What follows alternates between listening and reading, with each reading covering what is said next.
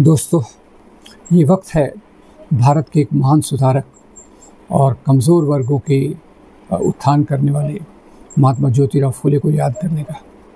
महात्मा ज्योतिराव फुले ये एक माली परिवार में जन्मे थे, पर उन्होंने जो समाज की परिस्थिति देखी उसमें उन्हें दो चीज़ों ने बहुत झकझोर दिया।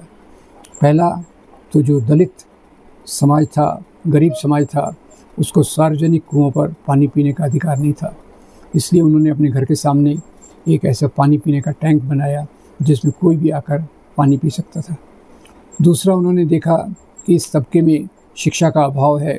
भले ही अंग्रेज़ों की नीतियों ने शिक्षा को सबके लिए खोल दिया था, पर डर के कारण और सामाजिक इन चीज़ों के कारण जो सदियों से प्रचलित थी, दलित लोग शिक्षा के लिए नहीं जाते थे। तो उन्होंने वहाँ उन्हें प्रेरणा दी कि आप धर्म ग्रंथों का पीछा छोड़िए और आधुनिक शिक्षा को ग्रहण कीजिए, यही आपकी मुक्ति का मार्ग होगा।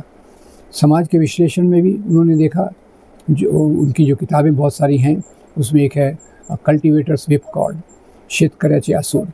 वो यही बताते हैं कि जो दलित है वही किसान के रूप में भी शोषित किया जाता है और धर्म के नाम पर दलित के रूप में भी शोषित किया जाता है।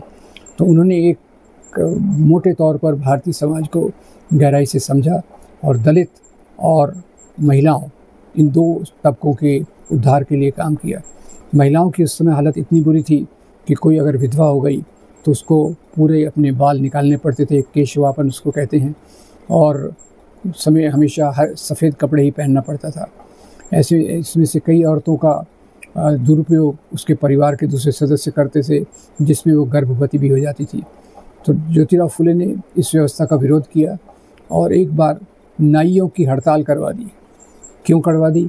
कि भाई जो विधवा महिलाओं के बाल कटवाने के लिए आते हैं वो ये न कर सकें। तो ये विरोध किया और कई विधवा महिलाओं के लिए उन्होंने एक सिस्टम खोला, एक जगह दी, उनको सहारा दिया कि वो एक अपना वैधव्य जीवन भी इज़्ज़त से जी सके।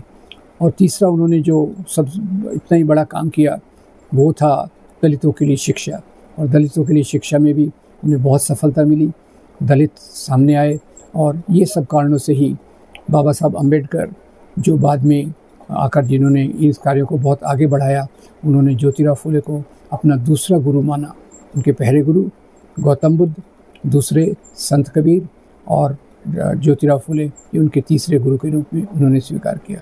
हम उन्हें श्रद्धांजलि करते हैं और उनके मूल्यों को आगे ले जाने के लिए प्रण करते हैं। आपका बहुत धन्यवाद।